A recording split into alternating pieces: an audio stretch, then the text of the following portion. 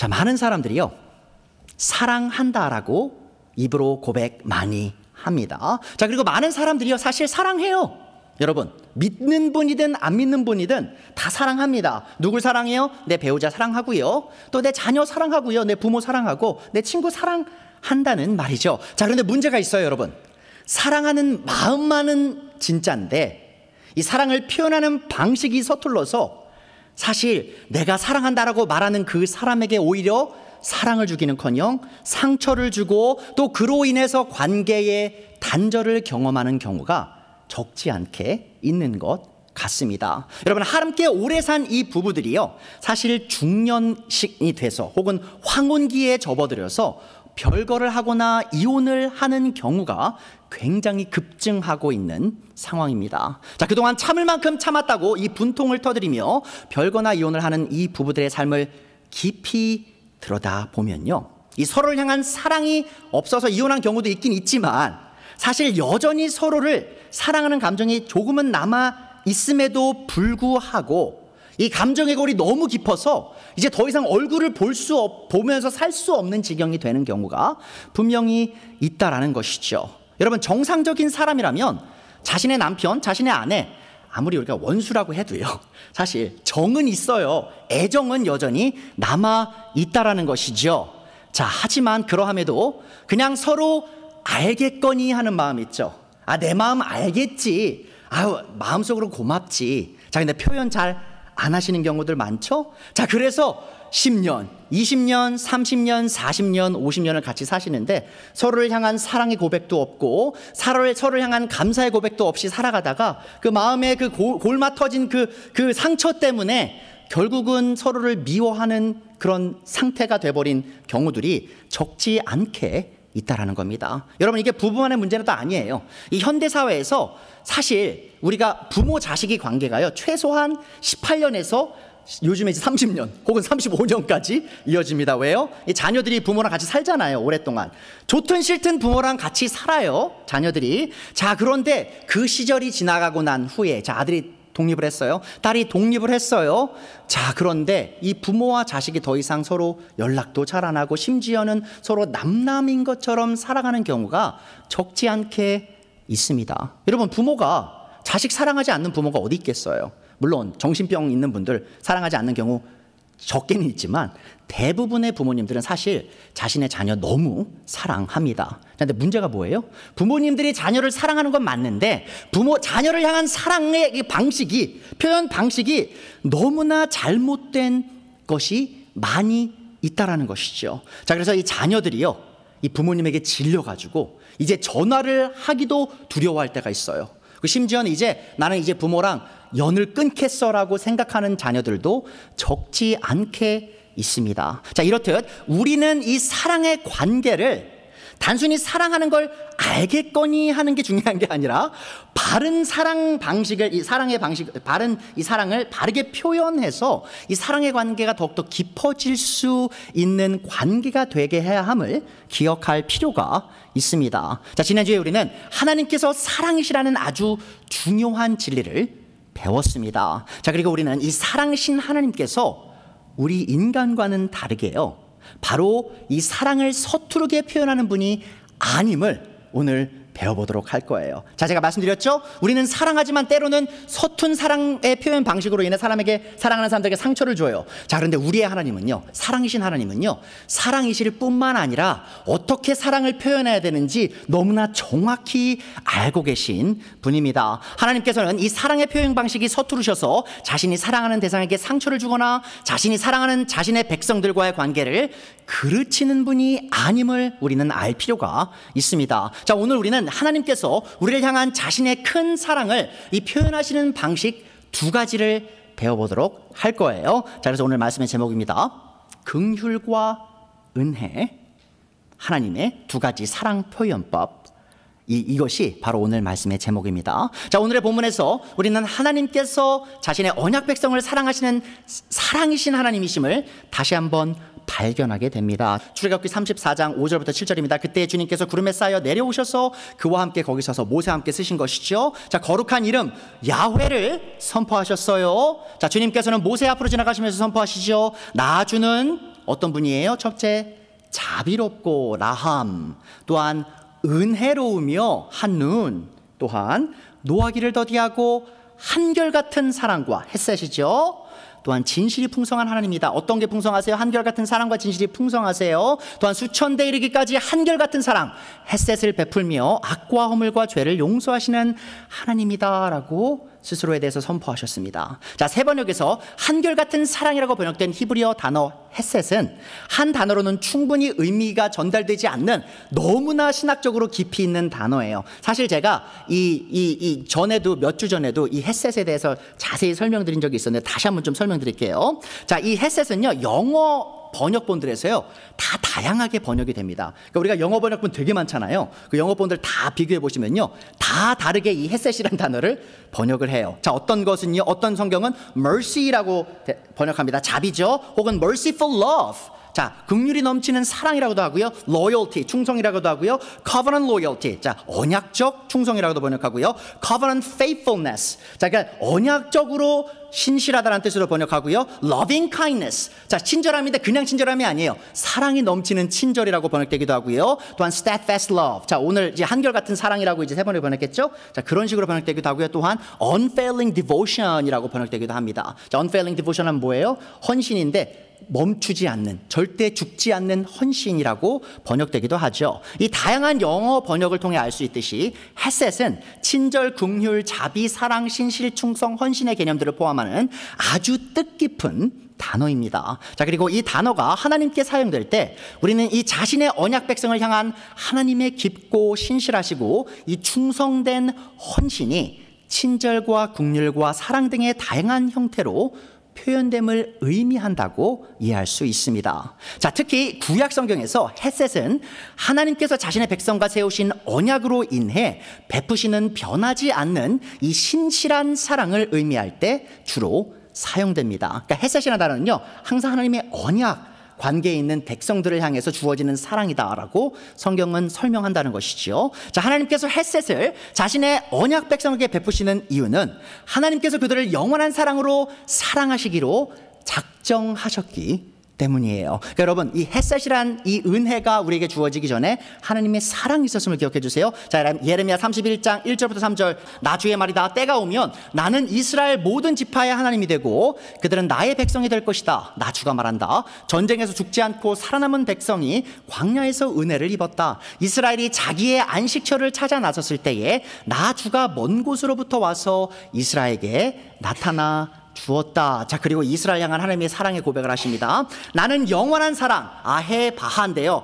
자, 이 영원한 사랑으로 너를 사랑하였고, 아헤브죠, 히브리어로. 또한 한결같은 사랑, 여기서 햇셋이 또 나옵니다. 한결같은 사랑, 햇셋을 너에게 베푼다. 그러니까 여러분, 이 사랑이라고 한국말로 다 번역이 돼서 다 같은 단어라고 생각하실 수 있는데 그게 아니에요. 이 언약적 사랑이 우리에게 주어졌어요. 이스라엘 백성, 하나님의 백성인 교회에게 주어졌는데 그 이유가 뭐예요? 바로 하나님께서 그들을 영원한 사랑으로 사랑하기로 작정하셨기 때문입니다. 자, 그리고 오늘 본문에서 명확히 드러나듯이 자신의 백성을 향한 하나님의 사랑은 그들을 향한 하나님의 은혜와 자비 혹은 긍휼로 드러남을 우리는 볼 수 있습니다. 자, 그래서 출애굽기 33장 18절 19절 이미 읽었지만 다시 보죠. 그때 모세가 저에게 주님의 영광을 보여주십시오 하고 간청하죠. 자, 주님께서 대답하십니다. 내가 나의 모든 영광을 내 앞에서 지나가게 하고 나의 거룩한 이름을 선포할 것이다. 나는 야훼다.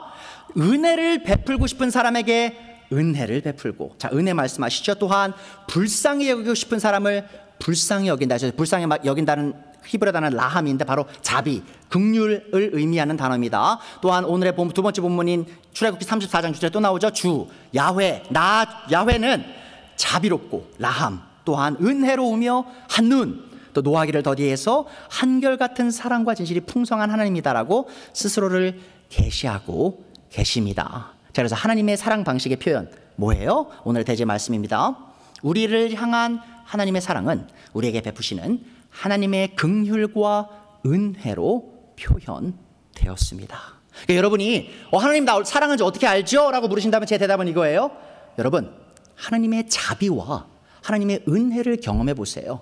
자, 그럼 여러분은 하나님의 크신 그 사랑의 바다에 퐁당 빠지시게 될 겁니다. 자, 우리는 오늘 하나님의 사랑의 표현 방식인 긍휼과 은혜의 뜻과 의미를 배워서 하나님께서 우리에게 얼마나 큰 사랑을 베푸셨는지 살펴볼 것입니다. 자, 하나님의 사랑과 은혜와 이 자비의 관계를 설명하면서 제리 브리지스는 이렇게 말했어요. 하나님의 은혜와 하나님의 자비는 바로 사랑이신 하나님의 양팔과 같다. 여러분, 우리가 사랑하는 사람 어떻게 대해요? 우리 사랑하는 아내, 남편, 자녀들 어떻게 대해요? 보면 어떻게 해요? 안아주죠. 자, 오늘 아침에도 세진이가 저희 둘째 아들 3살도 채 안 됐죠? 저희 방에 쏙 들어오는 거예요. 제가 어떻게 했어요? 어떻게 할게요? 우리 세진이 일로 와. 자, 양팔로 꼭 안아줬죠. 자, 그겁니다, 여러분. 하나님 우리를 사랑하시는데요, 하나님의 양팔로 우리를 감싸세요. 자, 근데 양팔이 뭐라는 거예요? 바로 하나님의 자비와 하나님의 은혜가 우리를 감싸므로 하나님께서 우리를 향한 사랑을 표현하신다는 것이죠. 자, 우리는 그동안 이 신앙생활을 하면서 하나님의 자비 혹은 긍휼, 또한 하나님의 은혜에 대해서 많이 듣기도 하고요, 또한 간증하기도 했을 겁니다. 자, 근데 여러분, 질문이 있어요. 만약 여러분이 이 질문을 대답해야 한다면 어떻게 대답하시겠어요? 그러면 좋아요. 하나님이 은혜 주셨다는데, 하나님이 자비 주셨다는데, 하나님의 은혜가 뭔 뜻이죠? 하나님의 자비가 뭘 뜻하죠? 라고 누군가 여러분을 묻는다면 여러분 어떻게 대답하시겠어요? 사실 이게요, 하나님의 자비, 긍휼, 은혜, 우리가 되게 많이 말을 하는데 뭔 뜻인지 모른 채 얘기할 때가 많은 단어들이기도 해요. 자, 그래서 오늘 우리는요, 오늘 설교를 통해서 이 정말 하나님이 사랑의 표현 방식인 이 자비와 긍휼이 성경적으로, 신학적으로 어떤 의미인지를 아주 정확하게 배울 것이고요. 또한 그를 통해서 우리만 이해하는 것이 아니라 다른 사람들에게 하나님의 긍휼은 이겁니다, 하나님의 은혜는 이겁니다라고 설명할 수 있을 정도가 되도록 제가 도와드리도록 하겠습니다. 자, 먼저 하나님께서 우리에게 베푸신 긍휼 혹은 자비가 성경적으로 어떤 뜻을 가졌는지 살펴보도록 할게요. 첫 번째 주제입니다. 하나님께서 우리를 사랑하셔서 우리에게 긍휼을 베푸셨습니다. 자, 히브리어 단어인 라함은 이 긍휼이죠, 자비. 이 형용사로서 한글 성경에서 주로 자비롭다 혹은 긍휼하다라고 번역됩니다. 이 자비라는 단어는요, 사랑할 자와 슬플 비가 합쳐져서 만들어진 단어로서 고통 속에 있는 상대방을 사랑하여 동정과 연민을 느끼는 감정을 표현한 단어입니다. 자, 그리고 비슷한 의미를 가진 이 단어인 긍휼 또한 이 불쌍히 여길 긍과 불쌍히 여길 휼, 자, 둘 다 불쌍히 여긴다는 거예요. 이 합성으로서 고통 속에 있는 상대방을 불쌍히 여기고 동정하는 마음을 표현하는 단어입니다. 자, 역사적으로 불교에서 이 자비라는 것을 강조해 왔어요. 자, 그래서 어떤 그리스도인들은요, 사실 이 자비라는 단어보다는 긍휼이라는 단어를 써야 된다라고 생각하는 경우도 있습니다. 네, 여러분 아십니까? 불교가 사실 자비라는 단어만 사용한 게 아니라 긍휼이라는 단어도 사용해 왔었어요. 자, 그래서 우리가 굳이 이것을 불교적 단어니까 사용하지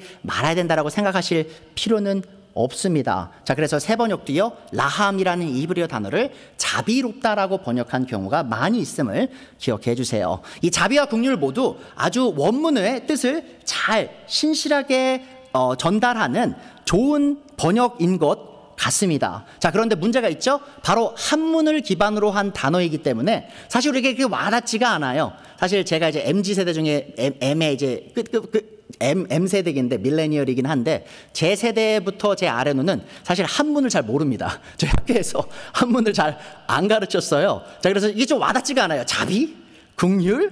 자, 그래서 제가 여러분들에게 이 라함이라는 히브리어 단어를 한국어로, 순한국어로 이해하려면 어떻게 해야 되는지 좀 설명드리도록 할게요. 자, 그리고 이 단어가 사실은 이 세번역 33장, 출애굽기 33장 39절에 동일하게 또 그렇게 번역되기도 했습니다. 보시면 출애굽기 33장 19절이네요.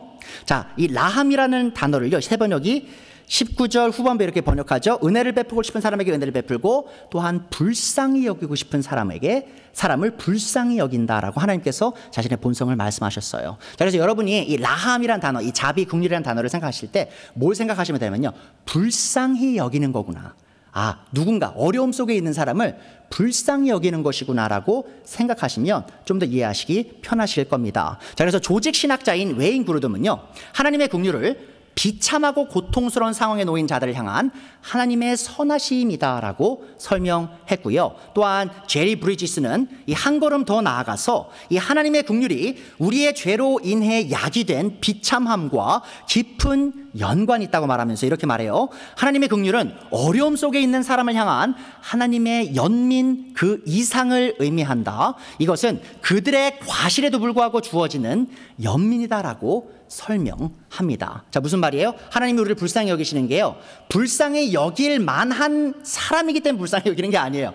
사실은 불쌍히 여김을 받을 가치가 없는 사람을 불쌍히 여기는 것이 바로 하나님께서 말씀하시는 불쌍히 여기다, 라함의 뜻입니다. 자, 그래서 우리는 긍휼 혹은 자비를 이렇게 정의할 수 있습니다. 비참하고 고통스러운 상황에 놓인 죄인을 불쌍히 여기시는 하나님의 마음.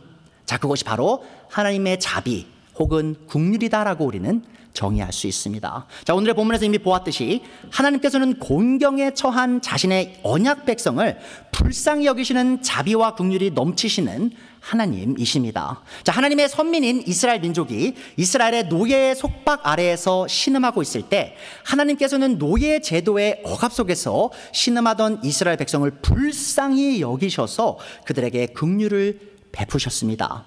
또한 자신의 백성을 불쌍히 여기시는 하나님의 마음은 자신의 백성이 타인에게 부당하게 피해를 입고 있는 상황뿐만 아니라 그들이 스스로의 죄로 인해 고통받고 신음하고 있는 상황에도 적용됩니다. 자, 예를 들어 드리면요, 오늘 본문이 출애굽기 33장 34장이었죠. 자, 근데 그 바로 직전에 출애굽기 32장에 무슨 일이 있었는지 아십니까? 바로 그때 그곳에서 자, 모세가 시내산에 당도해요. 이스라엘 민족과 함께. 자, 그리고 모세가 시내산 꼭대기에 올라가서 하나님을 대면하는 시간을 갖습니다. 자, 그래서 시내산 아래에서 이스라엘 민족은 기다려요. 모세가 빨리 내려오기를.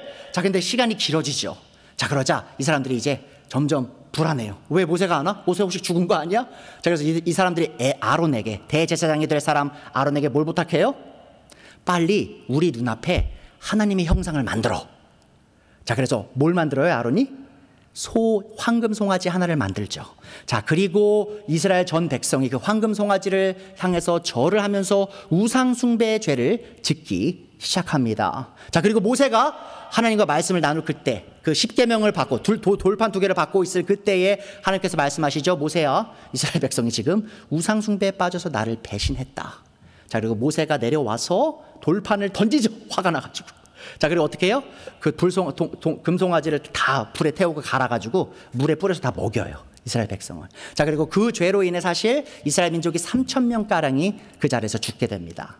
자, 그런데 자, 보세요. 하나님이 그들을 긍휼히 여기셨어요. 뭐예요? 전 민족이 다 극대다수의 민족이 다 지금 이 우상숭배를 드렸죠. 우상숭배에 빠졌죠. 근데 다 죽이시지 않으셨어요. 일부만 죽이셨고요, 나머지를 지켜주셨어요. 자, 그리고 나서 출애굽기 33장 34장에서 자신이 자비로운 하나님이다, 긍휼이 넘치는 하나님이다, 자신의 죄 속에서 허덕이는 자들을 불쌍히 여기는 하나님이다라고 자신을 계시하고 계신 분이 바로 하나님이십니다. 자, 그러하기에 마음이 교만해진 이 다윗이 자신의 왕국의 세를 과시하기 위해 인구 조사를 명령하는 아주 큰 죄를 짓고 난 뒤에 사실 이 대언자 선지자 갓을 통해서요, 하나님이 다윗에게 3가지 이 옵션을 줍니다. 이 3가지 옵션 중에 너 무슨 벌 받을래?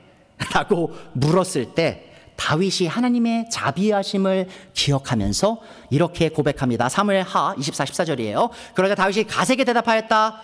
괴롭기가 그지없습니다. 자, 보세요. 괴롭죠. 고통 속에 있죠. 비참함 속에 있죠. 누구 때문에 지금 비참한 거예요? 누구 때문에 괴로워요? 자기 죄 때문에 괴로운 거예요. 다윗이 지금 교만한 죄 때문에 이 사람들의 세를 세가지고 자신이 얼마나 위대한 왕인지를 드러내려고 하다가 지금 큰 코 다친 거예요.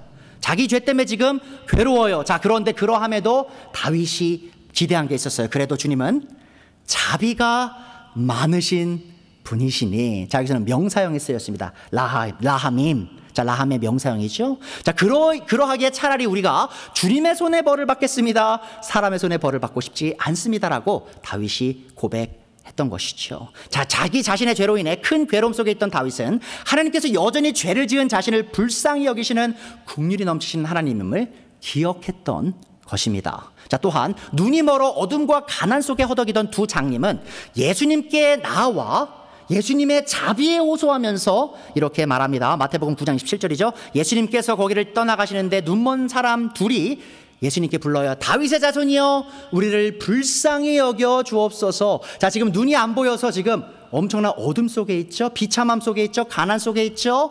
자, 그들이 외칩니다. 주님, 우리를 불쌍히 여겨 주옵소서. Have mercy on us 하고 외치면서 예수님을 따라왔다. 자, 그리고 나서 예수님께서 집 안으로 들어가셨는데 그 먼 사람들이 그에게 나와서 예수 나왔다. 예수께서 그들에게 말씀하셨다. 너희는 내가 일을 할 수 있다고 믿느냐? 자, 그들이 예 주님하고 대답하였다. 자, 예수님께서 그들의 눈에 손을 대시고 말씀하셨다. 너희 믿음대로 되어라. 자, 그들이 그 자비를 구했을 때 예수님이 자비를 주셨죠.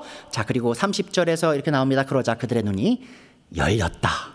자, 예수님의 자비가 현현되는 모습을 우리는 지금 막 본 겁니다. 자, 우리가 다윗과 같이 우리 자신의 죄로 인해 신음하고 있는 상황에 놓였든지 혹은 눈이 먼 두 장님과 같이 우리가 컨트롤할 수 없는 상황으로 인해 고통을 받고 있을 때 우리 모두가 기억해야 할 진리는 하나님께서 우리를 불쌍히 여기시는 긍휼이 넘치는 하나님이시란 사실입니다. 자, 그리고 우리가 이 진리를 믿고서 하나님의 자비를 경험해 나갈 때 우리는 어떤 종류의 고통과 어려움 속에서도 위로를 얻을 수 있음을 기억해 주세요. 자, 그래서 고린도후서 1장 3절 4절이 말하죠. 우리 주 예수 그리스도의 아버지신 하나님을 찬양합니다. 자, 하나님을 왜 찬양해야 돼요?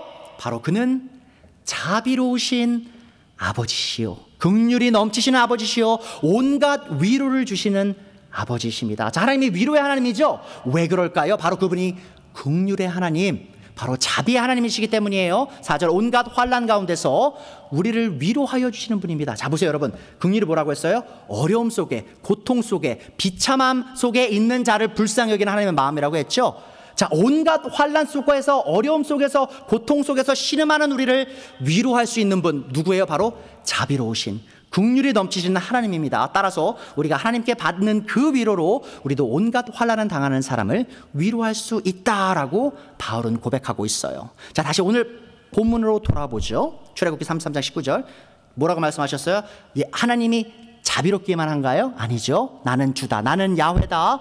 은혜를 베풀고 싶은 사람에게 은혜를 베풀고 불쌍히 여길 자, 긍휼히 여길 자를 긍휼히 여긴다 라고 말씀하셨어요. 또 출애굽기 34장 6절이죠. 나주는 자비롭고, 자, 그래서 멈추지 않죠. 또한 자비로우실 뿐만 아니라 또한 은혜롭다라고 스스로에 대해서 말씀하고 계세요. 자, 사랑이신 하나님께서는 우리를 불쌍히 여기셔서 우리에게 자비를 베푸실 뿐만 아니라 바로 우리가 받기에 합당하지 않은 은혜를 주시는 은혜의 하나님임을 또한 기억해 주세요. 자, 그래서 오늘 두 번째 오집니다. 하나님께서 우리를 사랑하셔서 우리에게 은혜를 베푸셨습니다. 자, 우리가 자비가 뭐라 그랬죠? 고통과 비참함 속에 있는 자들을 불쌍히 여기시는 하나님의 마음이라고 배웠죠. 자, 하나님의 은혜의 뜻은 무엇인지 한번 살펴보도록 하죠. 자, 웨인 그루덤은요, 하나님의 은혜는 벌을 받아 마땅한 자들에게 베푸시는 하나님의 선하심을 의미한다라고 얘기해요.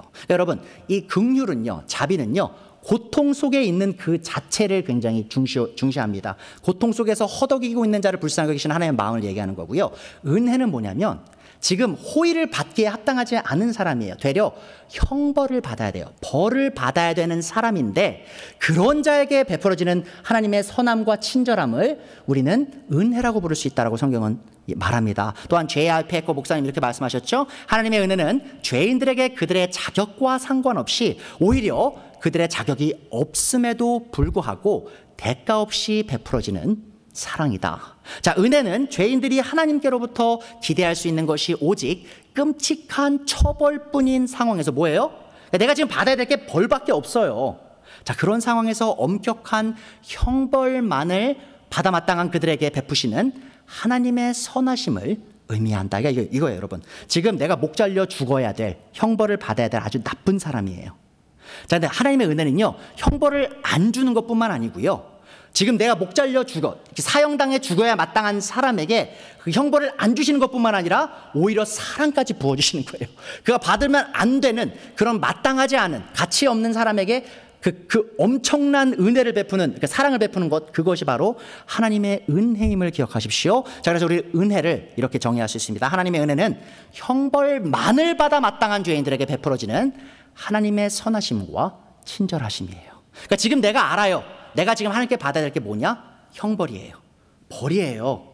저주예요. 심판이에요. 자, 그런데 심판을 받으려고 기다리고 있는데 심판이 내려오는 게 아니라 사랑이 내려오는 거예요. 친절함이 내려오는 거예요. 선하심이 내려오는 거예요. 바로 그것이 은혜입니다. 자, 바울 사도는 죄인을 구원하시는 하나님의 은혜를 강조하면서 하나님의 구원의 은혜가 죄인인 인간의 노력에 의해 주어지는 보상이 아니라 하나님께서 거저 주시는 선물임을 강조합니다. 그래서 여러분, 은혜는요, 내가 같이 있어서 받는 게 아니에요. 내가 뭘 해서 받는 게 아니에요. 내가 한 것이 아무것도 없을 때 주어지는 게 은혜입니다. 자, 로마서 3장 23절이죠. 모든 사람이 죄를 범하였습니다. 그래서 사람은 하나님의 영광에 못 미치는 처지에 놓였습니다. 여러분, 이게 다 우리의 영적 처지예요. 우린 다 죄인이고요. 우리의 죄로 인해서 하나님의 영광에 미치지 못했어요. 무슨 말이에요? 하나님은 우리를 하나님께 영광 돌리라고 창조했는데 오히려 하나님께 영광을 돌리기는커녕 하나님의 영광을 짓밟는 우리가 되었어요. 자, 그래서 우리가 받아야 될 게 뭐예요? 저주죠. 심판이죠. 자, 그러나 24절, 사람은 그리스도 예수 안에서 얻는 구원으로 말미암아 하나님의 은혜로 값없이 의롭다는 선고를 받습니다. 그래서 값없이라 나온 게 freely예요. freely. 무료로 받는 하나님의 구원. 자, 믿음을 통해 받는 그 구원, 그것이 바로 하나님의 은혜의 구원입니다. 이 하나님의 은혜가 되기 위해서 죄인이 얻는 구원은 어떠한 도덕적, 종교적 행위의 결과가 될 수 없음을 기억해 주세요. 여러분, 많은 분들이 교회에 열심히 나와요. 새벽 예배 열심히 참석하세요. 헌금 열심히 하세요. 봉사 열심히 하세요. 왜요? 죄 용서 받고 천국 가려고. 자, 지금 그게 은혜 받는 방식이에요? 아니에요, 여러분. 우리가 우리 행위로 나를 가치 있는, 은혜 받을 만한 가치 있는 사람으로 만들려고 하는 그 노력 자체가 하나님의 은혜를 은혜가 아니게 되게 하는 것이라 바울은 말합니다. 로마서 11장 6절이죠. 은혜로 된 것이면, 자, 우리의 구원이 은혜로 된 것이면, 하나님의 선택이 은혜로 된 것이면 행위에 근거한 것이 아닙니다. 자, 그렇지 않으면 그 은혜는 이미 은혜가 아닙니다. 여러분, 종교 생활, 기독교 나와서 종교 생활 하시는 분들이 있어요. 여러분, 기독교 생활은요, 단순한 종교 생활이 아닙니다. 물론 기독교는 종교죠. 근데 우리가 종교적 생활을 하기 위해 기독교 생활을 하는 게 아니에요. 왜요? 종교적 생활을 통해 교회 예배를 참석하고 주일 성수하고 새벽 예배 드리고 막 이런 집에서 제단 쌓고 막 이런 거 있죠. 자, 이런 것들을 통해서 내가 하나님의 은혜를 얻으려고 하는 게 종교 행위인데, 그런 종교 행위로는 하나님의 은혜를 얻을 수가 없어요. 왜요? 그것은 곧 내 노력하는 그 노력 자체가 하나님의 은혜를 은혜가 아니게 만들어 버리는 거예요. 왜요? 하나님의 은혜는 행위에 근거한 게 아니에요. 무슨 말이에요? 내가 얼마나 잘났냐, 내가 얼마나 나 자신을 희생했냐가 하나님이 바라보시는 은혜의 조건이 아니에요. 하나님의 은혜의 조건은 뭐예요? 내가 형벌을 받아 저주마다 마땅한 아무런 가치 없는 자임을 아는 사람에게 주어지는 게 은혜인 거예요. 여러분, 제가 목사로서 이런 말 자주 하죠. 저는 너무 큰 죄인입니다. 저는 자격이 없습니다. 이런 말 정말 많이 하거든요. 근데 저는 진심이에요. 왜냐하면 제가 그렇게 하나님의 은혜를 받았기 때문입니다. 제가 아무것도 한 일 없을 때 제가 오히려 하나님의 저주를 받아야 될 아주 불성실하고 불신실한 자일 때 하나님에게 저에게 은혜를 베푸셔서 그 은혜로 저를 변화시키셨거든요. 자, 그 은혜를 지금 바울이 얘기하는 겁니다. 자, 스스로를 구원할 능력이 없는 죄인이 자기 스스로의 도덕적, 종교적 행위로 자기 자신을 구원하려 한다면 그것은 곧 하나님의 구원을 은혜의 선물이 아닌 자신의 노력하여 얻는 보상으로 만드는 거예요.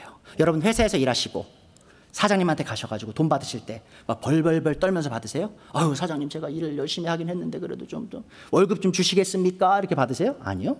당당하시잖아요. 자, 지금 월급날이에요. 돈이 입금이 안 됐어요. 바로 전화하셔야죠. 지금 뭐 하는 겁니까? 바로 노동청에 신고합니다. 하셔야죠. 하셔도 돼요. 그렇게 하셔도 됩니다. 받아야죠. 보상이잖아요. 여러분, 열심히 일하셨잖아요. 그거 받을 자격이 있으시잖아요. 근데 여러분, 그거는요, 은혜가 될 수 없어요. 그 누구도 하나님께 가서 하나님, 나 하나님 잘 섬겼죠? 빨리 은혜 내리세요. 이렇게 할 수 없는 거예요. 다 하나님 앞에서 머리를 조아리면서 하나님, 제가 받아야 될 건 은혜가 아니라 저주고 심판입니다. 저는 너무 더러운 죄인입니다. 라고 이렇게 겸손하게 나가는 자에게 주어지는 것이 곧 은혜임을 기억해 주세요. 자, 그리고 하나님의 언약 백성이라 불린 유대인들 중 많은 사람들이 이러한 잘못된 생각, 하나님의 은혜를 잘못 이해했기 때문에 하나님의 저주의 대상이 되었다고 바울은 얘기합니다. 자, 로마서 9장 31절부터 보세요. 그런데 이스라엘은 의의 율법을 추구하였지만 그 율법에 이르지 못하였습니다. 어찌하여 이렇게 되었습니까? 그들은 믿음에 근거하여 의에 이르려고 한 것이 아니라 행위에 근거하여 의에 이르려고 했기 때문입니다. 자, 바울이 뭐라 그랬어요? 자신의 행위를 드러내는 자는 은혜 못 받는다 그랬죠. 근데 많은 이스라엘 민족들이요, 율법을 지켜서 그 행위로 하나님 앞에 자신의 의를 드러내려 노력했어요. 자, 그래서 은혜를 못 받는 거죠. 그래서 그들은 걸림돌에 걸려 넘어진 거예요. 그래서 바울이 말한 걸림돌 누구지 아십니까? 바로 그리스도 예수님이에요. 유대인들이 예수님 때문에 넘어진 거예요. 왜요? 예수님이 오셔서 하나님의 은혜를 주신다고 했어요. 너희의 행위를 의지하지 말아라. 너희의 선함을 의지하지 말아라. 너희 자신의 의를 의지하지 말아라. 나를 의지해라. 너희는 너희 스스로를 구원할 수 없다라고 했더니 바리새인들이 뭐라 그랬어요? 서기관들이 뭐라 그랬어요? 사두개인들이 뭐라 그랬어요? 저 미친 사람 아니야? 우리가 이렇게 의롭고 거룩한 사람이니까 하나님이 당연히 우리 사랑해 줘야 되는데 지금 뭐 헛소리하는 거야? 왜 죄인들의 친구가 되고 왜 하나님이 죄인들에게 은혜를 주신다는 거야? 하면서 예수님을 저주하고 예수님을 십자가에 못 박았죠. 자, 바로 예수님이 그들의 걸림돌이 된 겁니다. 왜요? 그들은 하나님의 은혜를 잘 이해하지 못했던 거예요. 자, 그것은 성경에 기록한 바와 같습니다. 보아라, 내가 시온에 부딪히는 돌과 걸려 넘어지게 하는 바위를 둔다. 바로 예수님입니다. 그러나 그를 믿는 사람은 부끄러움을 당하지 않을 것이다. 자, 보세요. 바위신 하나님을 믿지 않으면요, 그 바위에 꼬꾸라져서 죽어요. 그 바위에 부딪혀서. 근데 예수님을 믿는 그 사람은요, 그 바위에 굳게 서서 하나님의 보호와 은혜를 받는 사람이 됨을 기억하십시오. 자, 그렇다면 하나님의 은혜 구원을 받기 위해 필요한 단 한 가지는 무엇이죠? 자, 오늘 로마서 9장 32절에 나왔죠. 바로 믿음입니다. 자, 그들이 믿음에 근거하지 않은 의를 구했죠. 유대인들이.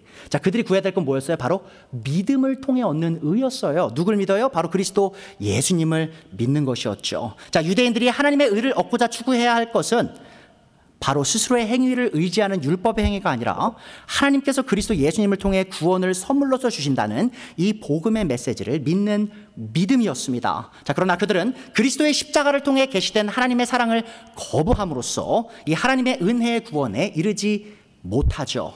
자, 하나님께 은혜의 구원을 얻기 위해 필요한 것은 모든 믿는 자의 조상인 아브라함이 그러했듯이 바로 스스로의 도덕적 율법적 행위를 추구하지 아니하고 하나님의 은혜의 약속만을 의지하는 믿음입니다. 그러니까 여러분, 믿음이 바로 은혜를 얻는 통로예요. 자, 로마서 4장 16절이죠. 이런 까닭에 이 칭의의 약속은 죄인이 의롭다함을 받는 약속입니다. 자, 믿음에 근거한 것입니다. 그것은 하나님께서 아브라함에게 이 약속을 은혜로 주셔서 이것을 그의 모든 후손에게도 곧 율법으로 사는 사람들에게만이 아니라 아브라함이 지닌 믿음으로 사는 사람들에게도 보장하시려는 것입니다. 자, 아브라함은 우리 모두의 조상입니다. 자, 그러니까 여러분, 이 은혜의 통로는요, 바로 믿음이에요. 내 행위가 아닙니다. 나를 의지하는 것이 아니라 그리스도께서 행하신 그 십자가의 공로를 의지하는 믿음인 것이죠. 자, 또한 하나님의 은혜는 믿음을 통해 값없이 우리의 죄를 용서하시는 하나님의 선하심일 뿐만 아니라 우리의 거룩한 신앙생활을 가능케 돕는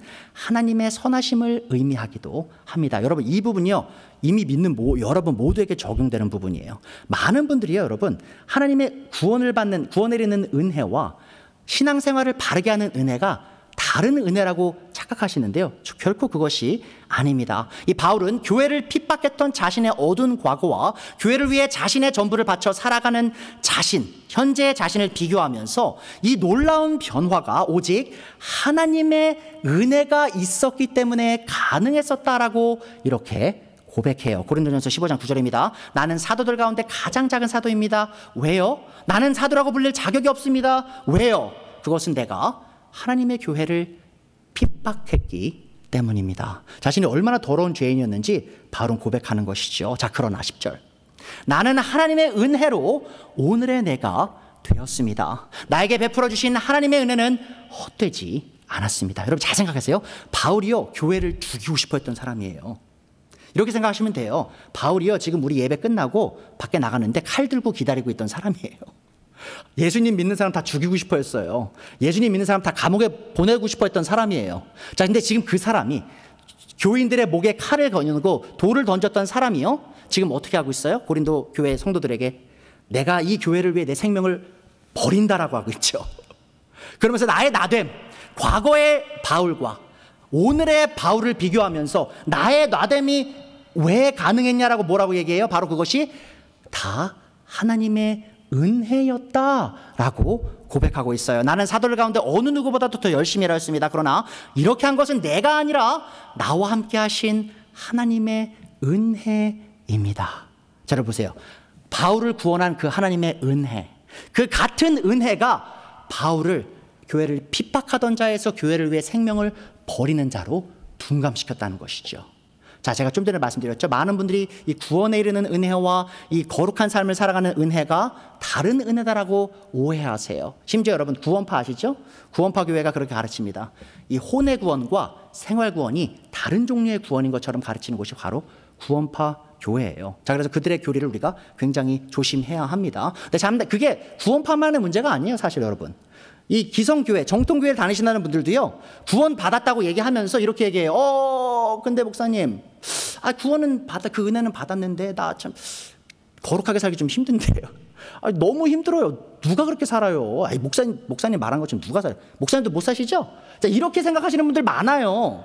자, 그게요, 바로 하나님의 구원의 은혜를 정확히 이해하지 못한 분들이 하는 말입니다. 여러분, 하나님의 구원의 은혜를 받은 사람은요, 거룩한 삶, 아주 성공적인 그리스도인, 경건한 삶을 살아갈 수 있는 은혜를 동시에 받은 사람이기도 함을 기억해 주세요. 제 생각일까요? 아니죠.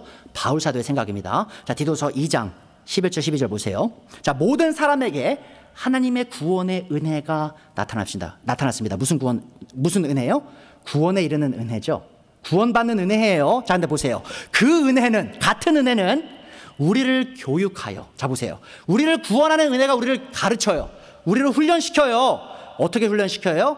경건하지 않음과 속된 정욕을 버리고 지금 이 세상에서 신중하고 의롭고 경건하게 살게 합니다. 많은 성도님들이 그렇게 얘기해요.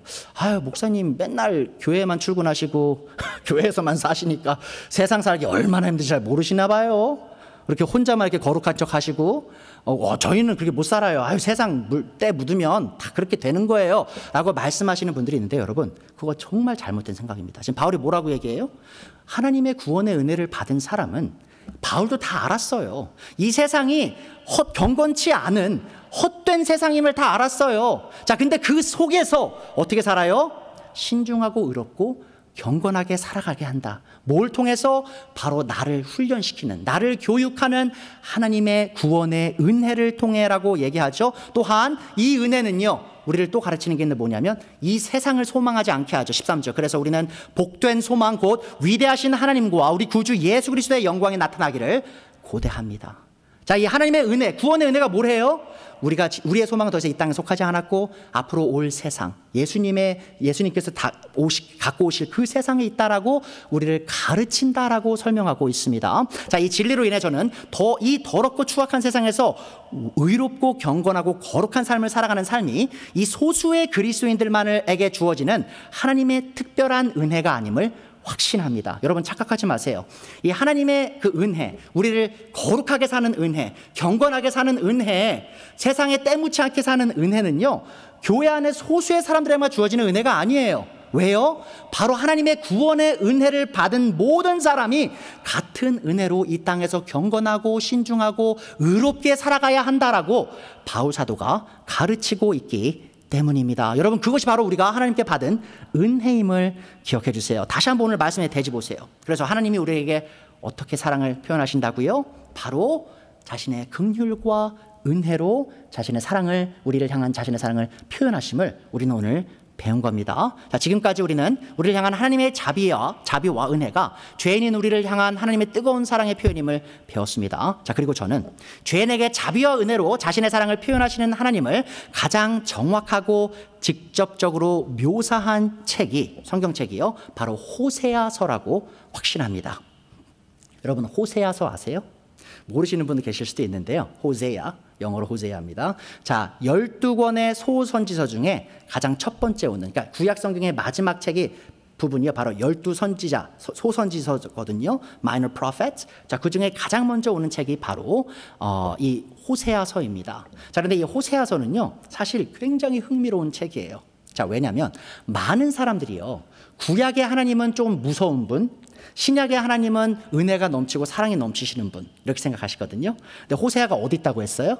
호세아 구약 성경에 있죠. 자, 저는요 호세아의 하나님이 신약에 나오는 하나님보다 더 은혜로운 분이라고 생각해요. 더 자비로운 분이라고 생각해요. 자, 물론 같은 하나님이시죠. 근데 그게 왜 그런지 제가 좀 설명드릴게요.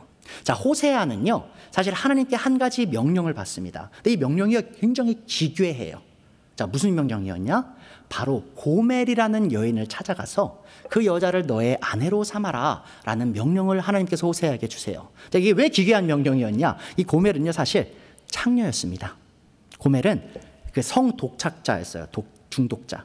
자, 그래서 남자를 계속 바꾸면서 성생활하는 여자였어요. 자, 근데 하나님이 그런 거룩한 호세아를요, 선지자를, 대언자를 그런 더러운 여인에게 장가를 보내셨다는 것이죠. 자, 그런데 고멜은요 호세아와 결혼을 하고 난 후에도 계속해서 수많은 남자들과 외도를 합니다. 자, 호세아와 고멜이 결혼 생활을 하는 중에 3명의 아이가 태어나는데 참 흥미롭게도요, 그중 고멜이 낳은 둘째와 셋째는 실제로 호세아의 아이인지도 불명확할 정도로요, 고멜은 성적으로 굉장히 음란한 여자였어요. 호세아를 잘 읽어보시면 첫째는요 분명히 호세아의 아들이었어요. 자, 근데 둘째, 셋째는요 호세아와 고멜을 사이에서 태어났다라는 그런 정확한 기술이 나오지 않습니다. 자, 생각해 보세요. 내가 아내를 얻었는데 자식을 낳는데 이 자식이 지금 내 자식인지도 모르는 상황. 그 상황에 지금 호세아가 들어간 겁니다. 또한 이 성적인 쾌락을 참지 못했던 고멜은 심지어 아이 셋을 낳고 난 후에 집을 떠나 창녀의 생활로 돌아갑니다. 자, 그리고 호세아서 3장을 보시면 호세아는 은 15개와 보리 한 호멜 반으로 창녀짓을 하고 있던 고멜을 다시 사와서 자신의 아내로 삼습니다. 정말 기괴한 스토리죠. 정말 말도 안 되는 이야기예요, 진짜. 와, 이게 실제로 가능한 이야기인가 싶을 정도로 엄청난 더러운 그런 이야기이죠. 정말 너무 호세아를 생각하면 참 엄청난 불쌍한 사람이고, 고멜을 생각하면 어떻게 사람이 저럴 수 있을까 할 정도로 정말 나쁜 사람이에요. 자, 하나님께서 그러면 대체 왜 호세아와 고멜의 관계를 이렇게 일어나게 하시고 또 그걸 기록하셔서 이스라엘을 가르치시려 했는가? 자, 그게 중요한 겁니다. 자, 하나님께서는 호세아와 고멜의 관계를 통해 이스라엘이 오랜 기간 동안 하나님께 얼마나 불신실해왔고, 그럼에도 불구하고 하나님께서 그들을 계속해서 사랑하셨음을 보여주고자 하셨던 겁니다. 그러니까 여러분, 호세아가 바로 하나님의 역할을 맡은 거고요, 고멜이 바로 이스라엘의 역할을 맡은 거예요. 하나님의 언약 백성이라고 불렸던 그 사람들이 고멜처럼 하나님께 불신실하다라는 것을 하나님께서 가르치고 싶으셨던 것이죠. 하나님께서는 큰 힘으로 이스라엘을 이집트에서 건져내셔서 그들을 자신의 사랑받는 언약 백성으로 세우셨습니다. 자, 그러나 놀랍게도 이스라엘은 하나님께 신실하기는커녕 끊임없이 다른 신들을 섬기는 우상 숭배를 저지르면서 하나님을 저버렸습니다. 자, 그러함에도 하나님께서는 계속해서 이스라엘을 사랑하셨고 그들에게 자비와 은혜를 베푸셨어요. 자, 자신의 영적인 남편인 하나님을 배신하고 영적인 음란으로 인해 큰 고통 속에 있던 이스라엘은 하나님의 불쌍히 여김을 받을 자격이 없었어요. 그렇죠? 그렇게 큰 구원을 주고 그렇게 큰 은혜를 주고 복을 이렇게 줬는데도 하나님께 불신실했어요. 자, 그들은 하나님의 그 은혜를 받을, 그 자비를 받을 자격이 없었죠. 자, 그러면 하나님께서는 그들을 불쌍히 여기셨습니다. 자, 그게 하나님의 자비, 긍휼이었어요. 자, 그리고 하나님을 배신한 이스라엘이 하나님께 받아 마땅한 것은요, 사랑이 아니었어요. 뭐였죠? 심판과 저주였습니다. 자, 그러함에도 하나님께서는 그들을 여전히 사랑하셨고 많은 기회를 주셨어요. 자, 그것이 바로 하나님의 은혜였습니다. 자, 그래서 보세요. 이 이스라엘을 향한 마음, 자, 바로 이 호세아가 고멜을 향한 마음이었어요. 자, 근데 동일한 마음을요, 하나님께서 이스라엘 향해 표현하시면서 이렇게 말씀하십니다. 호세아서 11장 8절 9절이에요. 에브라임아. 자, 에브라임이 바로 북이스라엘의 수도였죠. 그쪽 수도 저쪽이었죠. 자, 북이스라엘을 말하는 겁니다. 내가 어찌 너를 버리겠느냐? 이스라엘아, 내가 어찌 너를 원수의 손에 넘기겠느냐? 내가 어찌 너를 아드마처럼 버리며 내가 어찌 너를 스보임처럼 만들겠느냐? 자, 아드마와 스보임은요, 바로 소돔과 고모라와 함께 멸망당했던 도시들이었어요. 자, 그 도시들 왜 망했죠? 음란 때문에, 도덕적 타락 때문에 망했죠. 자, 그런데 동일하게 도덕적으로 타락한 이스라엘을 보고 하나님께서 뭐라고 하세요? 내가 도무지 너희를 그들과 함께 그들처럼 멸망시킬 수 없구나라고 말씀하시는 거예요. 너를 버리려고 하여도 나의 마음이 허락하지 않는구나. 왜요? 너를 불쌍히 여기는 애정이 나의 속에서 불길처럼 강하게 치솟아 오르는구나. 아무리 화가 나도 화나는 대로 할 수가 없구나. 내가 다시는 에브라임을 멸망시키지 않겠다. 나는 하나님이요 사람이 아니다. 나는 너희 가운데 있는 거룩한 하나님이다. 나는 너희를 위협하러 온 것이 아니다. 여러분, 구약의 하나님이 심판하는 하나님이시라고요? 물론 심판하시죠. 근데 보세요. 하나님이 지금 자신의 백성을 향해서 애간장을 끓이면서 졸이면서 지금 내가 너희를 너무 사랑해서 너희의 그 큰 죄가 있음에도 불구하고 너희를 여전히 불쌍히 여기고 너에게 자비를 베풀고 있다라고 말씀하고 계시죠. 이 음란한 이스라엘 향한 이 하나님의 이 애타는 외침은 하나님의 자비와 은혜를 끊임없이 받고 있으면서도 애써 그분의 사랑을 외면하는 여러분을 향한 외침이기도 합니다. 자, 혹시라도 아직까지 하나님의 사랑을 경험했으면서도 여전히 이 사랑을 외면하고 있는 분이 있다면 여러분은 하나님께서 호세아를 통해 주신 명령에 귀를 기울이고 이 명령에 지금 바로 순종하셔야 됩니다. 자, 호세아서 14장 1절 보세요. 이스라엘아, 주 너의 하나님께로 돌아오너라. 내가 지은 죄가 너를 걸어 거꾸로 넘어뜨렸지만 너희의 말씀을 받들고 너희는 말씀을 받들고 주님께로 돌아와서 이렇게 아뢰어라. 우리가 지은 모든 죄를 용서하여 주십시오. 우리를 자비롭게 받아 주십시오. 자, 하나님의 자비에 호소하는 거죠. 숫송아지를 드리는 대신 우리가 입술을 열어 주님을 찬양하겠습니다. 자, 하나님의 은혜를 구하는 거예요. 자, 지금 죄로 인해 지금 형벌을 받아 마땅한 자가 죄의 용서를 구하고 있죠. 은혜를 구하고 있죠. 자, 다시는 아시리아에게 우리를 살려달라고 호소하지 않겠다. 군말을 의지하지도 않겠다. 다시는 우리 손으로 만들어 놓은 우상을 우리의 신이라고 고백하지도 않겠습니다. 자, 이렇게 고백하라는 거죠. 왜요? 고아를 가엾게 여기시는 분은 주님밖에 없기 때문입니다.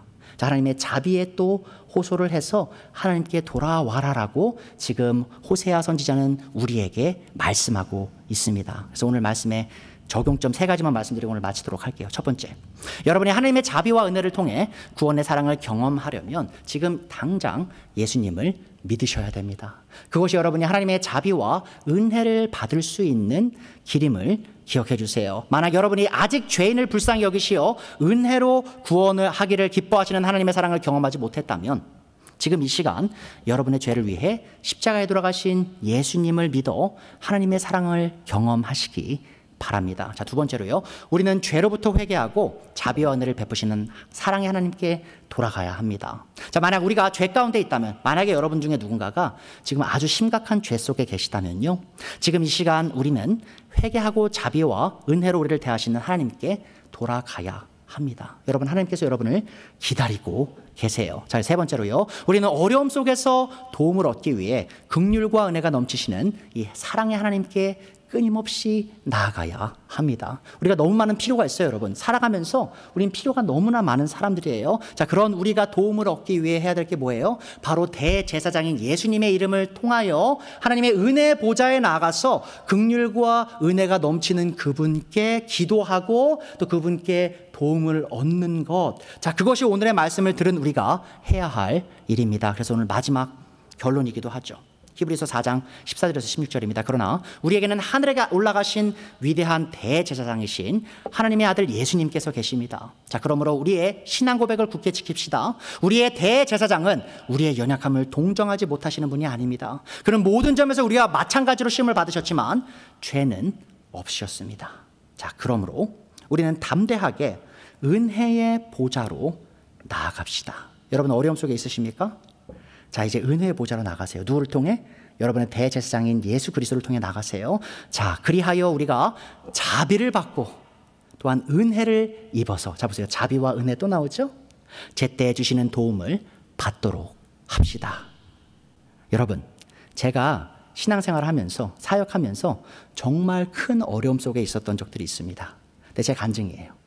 그 어떠한 어려움이었든지 제가 하나님의 은혜의 보좌에 예수 그리스도를 통해 나아갈 때요, 하나님께서 언제나 저에게 자비와 은혜를 주셔서 저의 필요를 100% 채우셨습니다. 자, 그리고 저는요, 그분이 계속해서 저에게 그렇게 해주실 걸 알아요.